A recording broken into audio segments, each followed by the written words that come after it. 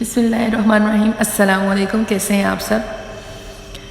آج ہم تھوڑا سا خواب کے بارے میں جانیں گے کہ مکروہ خواب کے بعد کروٹ بدلنے کی ضرورت اور کس طرح بدلی جائے، کیا کیا جائے۔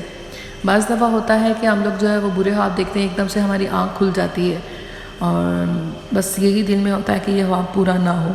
اس تعبیر برے خواب کی ہم لوگ نہیں جانتے، بس اتنا ہوتا ہے کہ ہم نے خواب برا دیکھا ہے تو برا ہوگا تو انشاءاللہ اللہ کرے نہ برا ہو اور یہ ہم لوگ زائل کر دیں، ہم لوگوں کی یہ کوشش ہوتی ہے۔ تو آج میں آپ کو بتاؤں گی کہ اس کے بعد کروٹ کیسے بدلی جائے اور کیسے اس کو زائل کیا جائے۔ ایک جگہ یہ بھی تھا کہ اگر ہم لوگ نے اس کی تعبیر جاننی ہے اور اس کا جو ہے وہ اثر ہم کہتے ہیں کہ ہو، اور اگر ہم کسی کو بتاتے ہیں اور وہ اس کی تعبیر جانتا ہے تو وہ ہمیں بتاتا ہے، ٹھیک ہے۔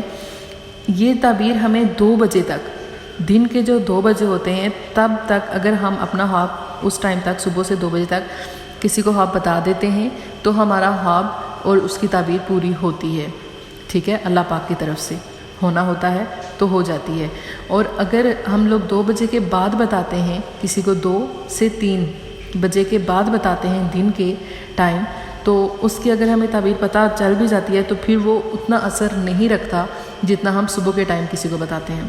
اور سیکنڈ بات یہ کہ ہمیں جب خواب بتانی چاہیے تو ہم علم جاننے والے بندے کو بتائیں، یہ نہیں کہ کسی جاہل بندے کو۔ جاہل مینس یہ نہیں کہ ایجوکیٹڈ نہیں ہے یا اس طرح، اٹس مین کہ آپ جو ہے وہ اس کو تعبیر، علم میں تعبیر کے بارے میں وہ نہیں جانتا تو وہ اپنے سے آپ کو کچھ بتا دیں، نہیں، ایسے بندے کو آپ نے نہیں بتانا۔ آپ اگر تو آپ نے بتانا ہے تو اس بندے کو بتائیے جو تعبیر کے بارے میں جانتا ہو، تھوڑا بہت نالج رکھتا ہو۔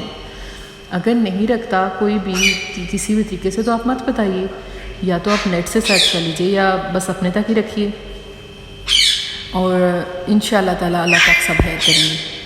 آج جو ہے وہ میں تھوڑا سا بتاؤں گی کہ مکروہ خواب کے بعد کروٹ بدلنے کی ضرورت۔